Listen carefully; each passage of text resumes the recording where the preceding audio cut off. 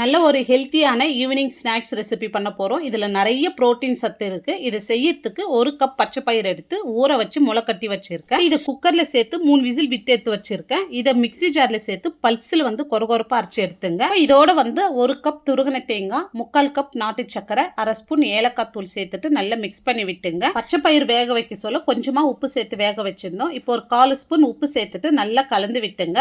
இப்போ தேவையான சைஸில் நீங்கள் உருண்டை பிடிச்சி எடுத்துக்கலாம். இப்போ இட்லி மாவு நான் 2 கப் அளவு எடுத்திருக்கேன். புளிக்காத மாவாக எடுத்துங்க. இப்போ தண்ணியாக இருந்ததுன்னா கொஞ்சமாக பச்சரிசி மாவு சேர்த்துட்டு கன்சிஸ்டன்சி அட்ஜஸ்ட் பண்ணிங்க.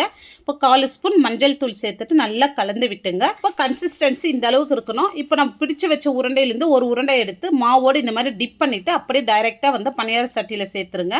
இந்த மாதிரி சேர்த்துட்டு மேலே கொஞ்சம் கொஞ்சமாக மாவு சேர்த்துங்க. இப்போ இது 2 மினிட்ஸ் நல்லா வெந்ததோ இந்த மாதிரி திருப்பி விட்டு எடுத்தால் நம்மளுக்கு ஒரு சூப்பரான நல்ல பச்சை பயிர் வச்சு ஒரு ஹெல்த்தியான ஈவினிங் ஸ்நாக்ஸ் ரெடி பண்ணியிருக்கோம். இந்த வீடியோ டீட்டெயில்டாக பார்க்கணும்னா இந்த ஆரோ கிளிக் பண்ணி பாருங்கள். பிடிச்சிருந்தால் லைக் பண்ணிட்டு சப்ஸ்கிரைப் பண்ணிடுங்க.